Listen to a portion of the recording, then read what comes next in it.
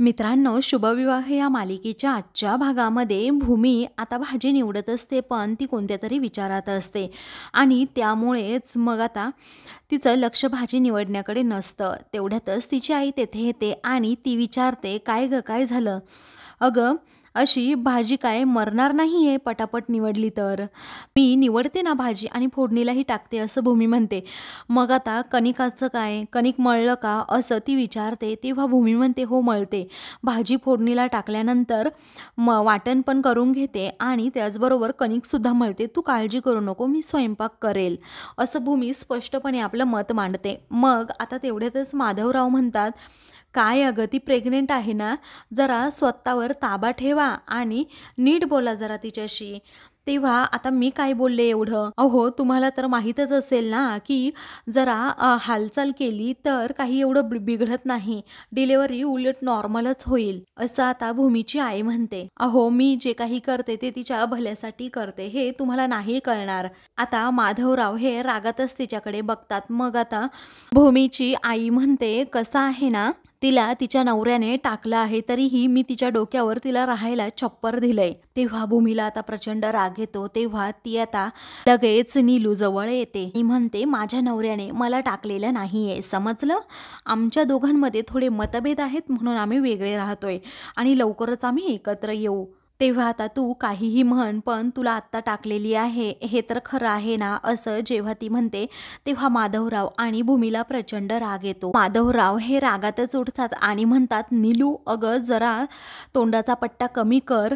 खापराचं असतं तर ते फुटून गेलं असतं. किती बोलतेस तू, तुला काही पद्धत आहे की नाही? अगं, आपण कुणाला बोलतो, काय बोलतो आणि त्या गोष्टीचा समोरच्या माणसावर काय परिणाम होईल याचा जरा विचार करत जा जरा बोलताना. तेव्हा भूमी म्हणते, बाबा जाऊ देत, तुम्ही नका त्रास करून घेऊ आणि मला ना आता सवय झाली या सगळ्याची. त्यावेळी आता माधवराव जोरातच पेपर टाकून देतात आणि म्हणतात, सवय झालीये म्हणजे भूमी, आणि ती सवय करून घ्यावीच लागते, नाहीतर घरामध्ये रोजच आपला कल्लोळ माजत राहतो. तेवढ्यातच गायकवाड सर हे एक फाईल घेऊन तेथे येतात. भूमी म्हणते, या ना गायकवाड सर आतमध्ये. मग आता ते काहीतरी तिला सांगत असतात. त्याचवेळी भूमी म्हणते, सर थांबा ना. तेव्हा आता माधवरावांना समजतं की नीलू समोर काही सांगायचं नाहीये, म्हणून ते म्हणतात की नीलू आतमध्ये चल, माझी औषधं दे. मग आता नीलू म्हणते, अहो, औषधच घ्यायची आहेत ना, तुम्ही तुमची घ्या की औषधं, त्यात काय एवढं, आजच्या दिवस करा ॲडजस्ट तेवढं. आणि पाहुणे आले आहेत ना, कसं त्यांच्या चहा पाण्याची व्यवस्था सुद्धा पाहायला हवी ना. आता माझ्या मुलीकडे आलेत ते म्हटल्यावर, कशासाठी आलेत, का आलेत म्हटल्यावर जाणून घ्यायला नको का मला? तेव्हा बसा ना, असं ते गायकवाड सरांना म्हणते. तेव्हा माधवराव चौताळतात, तिचा हात पकडतात आणि म्हणतात, तुझी लेक आता लहान नाहीये, चल तू आतमध्ये अगोदर. म्हणून आता ते लगेच हात पकडूनच तिचा आतमध्ये घेऊन जातात. तेव्हा आता भूमी म्हणते, सॉरी हा माझी आई जरा. मग आता गायकवाड सर म्हणतात, हो ते माझ्या लक्षात आलंय. भूमी म्हणते, ठीक आहे, तुम्ही या ना, प्लीज या, बसा. आता तुम्ही इथे कसे काय असं भूमी विचारते. तेव्हा आता गायकवाड सर म्हणतात, आपण CCTV मध्ये पाहिलेली गाडी जाळली होती आणि नष्ट करून टाकली होती. तेव्हा भूमी म्हणते, हो ना, शेवटचा पुरावा सुद्धा नष्ट झालाय. तेव्हा गायकवाड सर म्हणतात, हे पहा, जोपर्यंत गुन्हेगार सापडत नाही तोपर्यंत कोणताही पुरावा हा शेवटचा पुरावा नसतोच. तेव्हा आता भूमी विचारते, म्हणजे नक्की काय म्हणायचंय तुम्हाला सर? तेव्हा ते सर सांगू लागतात, त्या जळालेल्या गाडीच्या अवशेषांमध्ये आम्हाला गाडीचा रजिस्टर नंबर सापडलाय. आम्ही अधिक माहिती घेतली तेव्हा एक धक्कादायक गोष्ट आमच्या निदर्शनास आली. तेव्हा भूमीलाही आता धक्का बसतो, नक्की काय माहिती असेल यांच्याकडे. आता ती विचार करू लागते. दुसरीकडे आता आकाश हा रूममध्ये येतो आणि तेथे आल्यानंतर आता तो विचार करू लागतो की जी गाडी जळाली होती ना, गाडीबद्दलच गायकवाड सरांनी सांगितलं होतं, पण ही गाडी जाळलीच कशी? आकाश जेव्हा विचारतो तेव्हा भूमीने सांगितलेलं होतं, रघु काकांचा ज्या व्यक्तींनी खून केलाय ना, त्या व्यक्तींनीच ही गाडी जाळली आहे. तो आता भूमीच्या बोलण्याचा सतत विचार करत असतो. भूमीच्या बोलण्यामध्ये काहीतरी तथ्य आहे हे त्याला समजतं, कारण तिकडे गाडी सुद्धा जळाली होती आणि इकडे आईचा हात सुद्धा जळाला होता, म्हणजेच भाजला होता, आणि या गोष्टीचा एकमेकांशी काही संबंध असेल का असाही ती विचार करते. आणि जेव्हा आईचा हात भाजला होता तेव्हा मी तिला विचारलं होतं कसा हात भाजला, तर आईने मला वेगळंच उत्तर दिलं की माझे हातपाय दुखत असल्यामुळे मी पौर्णिमाला म्हटलं की गरम पाणी घेऊन ये आणि इथे मी शेकवत बसते हॉलमध्ये, परंतु तिने आगाऊपणा केला आणि तिच्याकडून ते पाणीत जरा सांडलं आणि मगच माझा हात भाजला, अशी उडवाउडवीची उत्तरं आता रागिणीने दिलेली असतात. त्यानंतर आता त्याच्या डोक्याचा पार विचार करून करून भुगा झालेला असतो. मग आता नंतर तो म्हणतो, काय करू मी, मलाच कळत नाही आहे. कारण माझ्यासाठी माझी भूमी, त्याचबरोबर आई म्हणजे आत्याही एकदम महत्त्वाच्या आहेत. दोघीही तितक्याच माझ्या आयुष्यामध्ये मला महत्त्वाच्या आहेत. कारण एका क्षणाकरता माझ्या भूमीवर मला विश्वास ठेवावासा वाटतो, पण दुसऱ्या क्षणी आई तिचं म्हणणं मला पटवून देत असते. नुसतं पटवून सुद्धा देत नाही, तर ते सिद्ध सुद्धा करून दाखवत असते. आणि भूमी सुद्धा कधीही खोटं बोलत नाही, परंतु तिच्याकडे एकही गोष्टीचा पुरावा नाहीये. आणि याच गोष्टीकडे मी दुर्लक्ष तरी कसं करू? पूर्णपणे मी द्विधा मनस्थितीमध्ये अडकलो आहे, काय करायचं, असं तो आता म्हणत असतो. तेवढ्यातच मानसी आता तेथे येते आणि म्हणते, भाऊजी ऐका ना, अहो ताई आलीये खाली. असं म्हटल्याबरोबरच इकडे आकाशला प्रचंड धक्का बसतो. तो विचारतो, काय, भूमी आलीये आणि इकडे आत्ता, कशासाठी? तेव्हा आता मानसी म्हणते, हो, आणि सोबत इन्स्पेक्टर गायकवाड सुद्धा आहेत. तेव्हा चल बरं, असं म्हणून आता लगेच आकाश हा मानसी सोबत खाली जातो. त्याच वेळी आता आकाश आणि मानसी जेव्हा खाली येतात तेव्हा घरातील सर्वजण हॉलमध्ये असतात. तर आता गायकवाड सर, तुम्ही इथे, आणि भूमी काय ग एवढ्या रात्रीची इथे, काय काम होतं? तेव्हा आता कोणत्याही केसचा अभ्यास करताना इन्व्हेस्टिगेशन खूप महत्त्वाचं असतं, असं गायकवाड सर म्हणतात. अहो, या सगळ्या गोष्टींमुळे तुमच्यामध्ये आणि तुमच्या पत्नीमध्ये मतभेद निर्माण झाले आहेत. केसच्या दृष्टीने हे अतिशय महत्त्वाचं आहे. कारण मग त्यानंतर आम्ही भूमी मॅडमला भेटायला गेलो आणि तेथे कळलं की त्यांनी तुमच्या जवळच्या व्यक्तीवर संशय व्यक्त केलाय. तेव्हा रागिनी, त्याचबरोबर पौर्णिमा, अभिजित हे सर्वजण आता खूप घाबरलेले असतात. त्यांना काय करावं सुचत नाही, कारण आता भूमी नक्की काय घेऊन आलीये, कशासाठी आलीये, याची कल्पना, याची खात्रीच कुणाला नसते. त्यानंतर गायकवाड सर हे स्पष्टपणे आकाशला अगदी सांगतात की हे पहा, तुमच्या जवळच्या व्यक्तीवर भूमीने जे काही आरोप केले आहेत ना, त्यामुळे तुम्ही वेगळे झालात, बरोबर ना? तेव्हा आता आकाशला राग येतो आणि तो म्हणतो, एक मिनिट हा गायकवाड सर, हे पहा, या केसचा आणि आमच्या पर्सनल आयुष्याचा एकमेकांशी काहीही संबंध नाही आणि तुम्ही तो विषय नाही काढला तर बरं होईल. तेव्हा संबंध आहे असं आता गायकवाड सर म्हणतात. तेव्हा आकाशची आता बोलतीच बंद होते. त्यानंतर आकाशला काही समजत नाही आणि घरातील कुणालाच काही समजत नसतं यांचं कोड्यातलं बोलणं. तेव्हा भूमी, तू काही बोलणार आहेस का, असं आकाश विचारतो.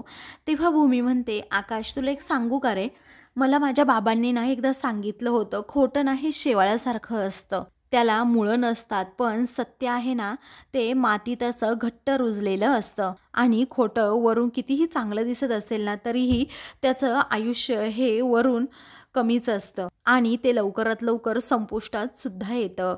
आणि खरं असताना ते झळाळून असं वर येतं. आणि आज नेमका तोच दिवस आहे. तेव्हा आकाशला आता प्रचंड धक्का बसतो.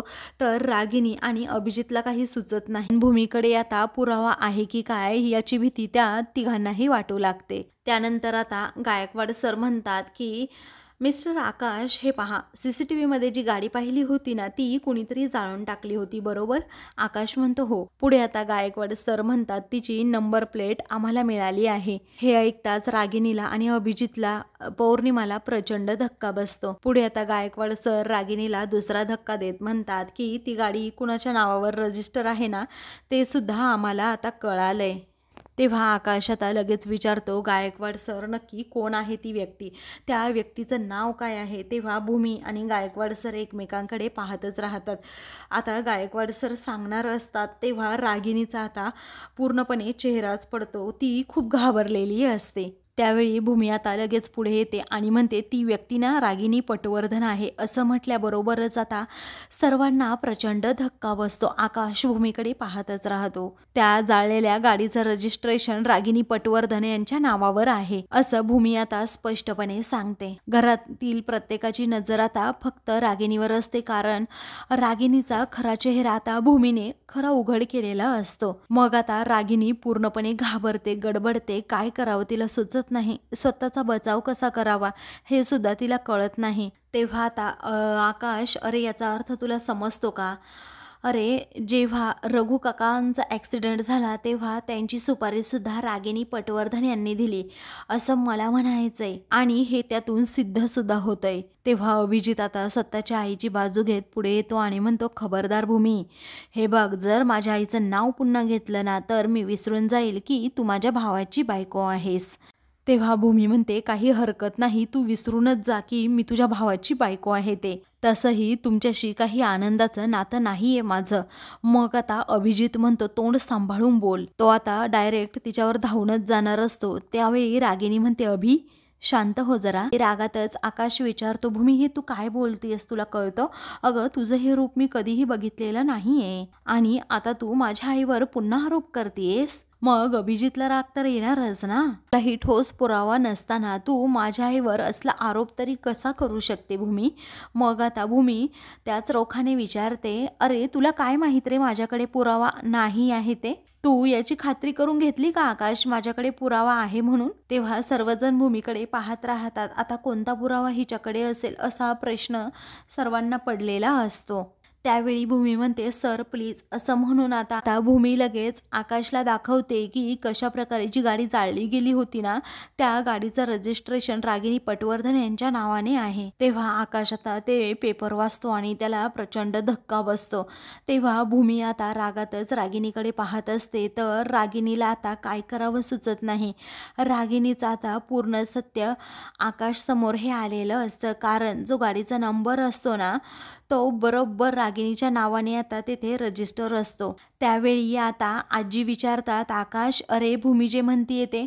त्यावेळी आता आकाश म्हणतो, ते सगळं खरं आहे. तेव्हा आता आजी या खूपच रडू लागतात. आपल्या मुलीने हे काय केलं हेच तिला कळत नसतं. आता भूमी जे म्हणतीये ते सगळं खरं आहे असं आकाश जेव्हा म्हणतो ना तेव्हाच घरातील सर्वांच्या खरं तर बत्त्याच गुल झालेल्या असतात. आकाश स्वतः शॉकमध्ये असतो. त्याला समजत नसतं हे प्रकरण कसं हँडल करावं, कारण भूमी आजपर्यंत आपल्याला जे काही बोलतीये ना ते सगळं खरं आहे असं जर मान्य केलं तर मग तिच्याकडे एकही पुरावा नव्हता, परंतु आता तिने खणखणीत पुरावा माझ्यासमोर आणून सादर केलाय, तेही इन्स्पेक्टर गायकवाड यांना समेत घेऊन. तेव्हा आता भूमी खूप चवताळते आणि म्हणते, आकाश आता सगळं काही सूर्यप्रकाशासारखं स्वच्छ आहे. ती जाळलेली गाडी रागिनी पटवर्धन यांच्या नावांवर रजिस्टर होती. तेव्हा आकाश आता रागिनीकडे पाहतच राहतो. खरं काय खोटं काय हे त्याच्यासमोर आता फायनली आलेलं असतं. मग आता अभिजितची तर आता पूर्णपणे बोलती बंद होते. आतापर्यंत कधी भूमीच्या अंगावर धावून जाणारा अभिजित एकदम गप्पगार पडलेलं असतं. मनातच विचार करत असतो, हे कसं शक्य झालं? पुढे आता भूमी त्याला पटवून देण्याचा प्रयत्न करते की रघु काकांच्या आणि पर्यायाने माझ्या सुद्धा खुनाची सुपारी रागिनी पटवर्धन यांनीच दिली होती आकाश. आता भूमी ताठ मानेने अगदी सिद्ध करून सुद्धा दाखवते. मग अभिजित पटकन ते सगळे पेपर्स हातात घेतो आणि ते पेपर वाचू लागतो. आता पौर्णिमा पूर्णपणे घाबरून जाते आणि ती तर रडूच लागते, कारण आता आपल्यापर्यंत प्रकरण आलं तर काय करायचं हा प्रश्न तिला पडतो. तेव्हा आकाश हा रागिनीकडे आता पाहतच राहतो. तर रागिनी सुद्धा आता लाज न बाळगता त्याच्याकडे पाहत असते. तिच्या डोळ्यामध्ये अजिबात एकदम लाजेची भावना नसते किंवा शर्मेने सुद्धा मान खाली जात नाही. आपण कोणता गुन्हा केलाय हे आकाश समोर आले तरीही ती ताठ मान करूनच आकाशकडे मोठ्या तोऱ्यात बघत असते. तेव्हा आता तो विचारतो, आई हे सगळं? मग आता रागिनी ही पुढे जाते. ती आता गायकवाड सरांसमोर जाते आणि म्हणते, माझ्या भूमीने जे काही आरोप केले आहेत ना गायकवाड सर, ते सगळेच्या सगळे मला मान्य आहेत आणि तुम्ही मला आत्ताच्या आत्ता अटक करा. असं म्हटल्याबरोबरच सर्वांना धक्का बसतो, कारण रागिनी एवढी कशी लगेच नमतं घेऊ शकते हाच प्रश्न भूमीला पडतो. तिने स्वतःला सिद्ध करण्याचा प्रयत्न का नाही केला हे सुद्धा आता तिच्या लक्षात येतं. आता सरेंडर का होते हे सुद्धा भूमीला लवकर कळत नाही. तेव्हा भूमी आता विचार करते, या बाईने इतक्या सहज आणि इतक्या लवकर कसा आपला गुन्हा कबूल केला? या बाईच्या मनात नक्की आहे तरी काय? तेव्हा ती म्हणते, विचार कसला करताय गायकवाड साहेब, ठोका हो मला बेड्या, असं म्हणून ती हात पुढे करते. आता या रागिनीचा काय हेतू आहे भूमीच्या लक्षात अजूनही आलेलं नसतं. त्यावेळी आता मला तुरुंगात लवकरात लवकर टाका अशी मागणी आता रागिनी करते. तेव्हा सर्वांना धक्का बसतो. तेव्हा तिची दोन्ही मुलं अभिषेक आणि अभिजित हे दोन्हीही म्हणतात की आई अगं काय असं का बोलतीयेस तू? तेव्हा आता आजी म्हणते, काय अगं रागिनी, काय केलं काय तू हे? मग आता रागिनी रडत असते. तेव्हा आता आकाश पुढे जातो आणि म्हणतो, आई तू हे काय केलं अगं, तुझ्या लक्षात येतंय का? माझा तर या गोष्टीवर अजिबात विश्वास बसत नाहीये. हे सगळं तू केलंस आई? अगं मला माहीतच नव्हतं. असं म्हणून आता आकाश तिला सारखे सारखे प्रश्न विचारत असतो. परंतु आता ती फक्त रडत असते आणि काहीच बोलत नसते. त्यानंतर रागिनी आता खूपच नाटकं करू लागते. तेव्हा आजी विचारते, अगं रागिनी तुला कळतं का, तू हे काय करतेस? तू मान्य केलं आहेस का? मग आता ती म्हणते, हो आई मी मान्य केलं आहे आता, कारण मान्य करण्याशिवाय माझ्याकडे दुसरा कोणताच पर्याय राहिलेला नाही आहे. असं म्हणून आता ती लगेच आईसमोर हात जोडते. त्यानंतर आता लगेच रागिनी ही आकाश समोर जाते आणि त्याला म्हणते, ज्या मुलावर पोटच्या मुलापेक्षा मी सर्वात जास्त प्रेम केलं आणि तळहाताच्या फोडाप्रमाणे ज्याला मी जपलं, ज्याच्या मुखी घास पडल्याशिवाय आजतागायत मी कधी जेवलेली नाहीये, ज्याच्या आजारपणामध्ये रात्र रात्र मी ज्याच्या उशाशी बसून राहिले आहे आणि जागी राहिली आहे, त्याला नको ते पुरवलं, त्याचे सगळे हट्ट मी सहन केले, त्याचबरोबर तो जे म्हणेल तेच मी केलं. आज त्याच आकाशच्या डोळ्यामध्ये मी माझ्याबद्दलचा संशय पाहिलाय, असं रडत आणि नाटकी करत आता तिने म्हणत असते. त्याच्या मनामध्ये माझ्याविषयीचा जो विश्वास होता ना, तो आज पूर्णपणे डळमळीत झालाय. त्याच्या डोळ्यामध्ये मी असंख्य प्रश्न पाहिले आहेत, कारण जेव्हा तो मला विचारत होता ना, तेव्हा मला समजलं होतं की की त्याचा आता माझ्यावर अजिबात विश्वास राहिलेला नाहीये. आमच्या दोघांमध्ये जे काही बॉन्डिंग होतं ना, ते पूर्णपणे आता संपलंय. माय लेकाचं नातं आमच्यामध्ये होतं. अगं आई, आता कुठल्या तोंडाने मी म्हणू की मी हे केलं नाही म्हणून? आणि कुठल्याही तुरुंगापेक्षा ही शिक्षा माझ्यासाठी खरंच खूप मोठी आहे. अगं आई, माझ्यावरचे हे आरोप खरे आहेत खोटे आहेत हे मला माहीत नाही, पण आज माझ्याच लेकराने जर मला आरोपीच्या पिंजऱ्यात उभं केलं असेल तर मी तरी का नकार देऊ? त्याला जर समाधान वाटत असेल आणि त्याची बायको म्हणते तसं तो वागत असेल तर माझी काहीही हरकत नाहीये. माझ्या लेकरासाठी मी हे सहन करायला तयार. तेव्हा आता आजी या खूपच रडत असतात आणि त्यांना काय करावं सुचत नसतं. अभिषेक आणि अभिजित सुद्धा आता रागिणीकडे पाहत असतात. आता ते काही या क्षणी जरा बोलू शकत नसतात, कारण भूमीने सरळ सरळ पुरावाच आता त्यांना दिलेला असतो. तेव्हा आकाश नुसता रागिणीकडे पाहत असतो तर भूमी रागातच तिच्याकडे पाहते. तर पुढे आता आजी म्हणते, अगं रागिनी ऐक ना. मग आता रागिनी म्हणते, थांब आई, मला बोलू देत अगोदर, कारण माझं बोलणं अजून व्हायचंय, तू जरा थांब. या भूमीवर या माझ्या दोन्ही पोरींपेक्षा जास्त प्रेम केलंय मी. तेव्हा भूमी आणि मानसी या दोघीही रागिणीकडे पाहतच राहतात, कारण त्या दोघींनाही माहीत असतं की रागिणी नक्की कोणत्या चालीची आहे आणि कुठपर्यंत तिची मजल जाऊ शकते. आता सगळं काही हे प्रकरण तिच्या अंगावर शेकलंय म्हटल्यावर ती स्वतःला आता सोडवण्याचा यातून प्रयत्न करणार. सर्वांना अगदी इमोशनल करून ती परत स्वतः जिंकणार आणि आम्हालाच तोंडावर पाडणार. तर आता हिला डोहाळे लागले आहेत ना माझ्या हातात बेड्या पाहण्याचे, तर आई आपण एक काम करूयात, माझ्या लाडक्या सुनेचे आपण डोहाळे पुरवूयातच आता, कारण तिला जर माझ्या हातात बेड्याच पाहायचे असतील तर मी न डोहाळे विचारमूल झाल्यानंतर आईकडेच उगीच कसलाही हट्ट करायचा. त्यामुळे आता मग मी आता तिचे डोहाळे पुरवतेच, असं म्हणून ती आता इन्स्पेक्टर साहेबांसमोर हात करते आणि बेड्या घाला असं म्हणते. तेव्हा घरातील सर्वजण हे रागिणीकडे पाहत राहतात. तर आता मित्रांनो, पुढील भागामध्ये मी ही आता रागिणीला म्हणते, तुम्हाला जी भीती वाटते ना ती तुमच्या देहबोलीतून अगदी स्पष्टपणे दिसून येते. आता खरं सांगा, तुरुंग दिसायला लागलाय ना तुम्हाला तुमच्या समोर? त्यावेळी रागातच ए भूमी असं रागिणी म्हणते. तेव्हा आता भूमी म्हणते, आवाज खाली, विसरू नका तुम्ही माझ्या बाबांच्या घरात उभे आहात, समजलं? आणि तुमचं खरं रूप इथे सगळ्यांनाच माहीत आहे. तेव्हा रागिणी नजर खाली करते. त्यानंतर आता भूमी ही आकाशला कॉल करते आणि म्हणते, ऐकणार रे आकाश, मला काय म्हणायचंय. मग आता आकाश म्हणतो, हे बघ भूमी, मी अजिबात बोलण्याच्या मनस्थितीत नाही आहे. मी जर तुला काही बोललो तर उगीच तू हर्ट व्हायची, तुला ते सहनसुद्धा होणार नाही. अशाच मालिकेंचे पुढील भाग पाहण्यासाठी चॅनलला सबस्क्राईब करा.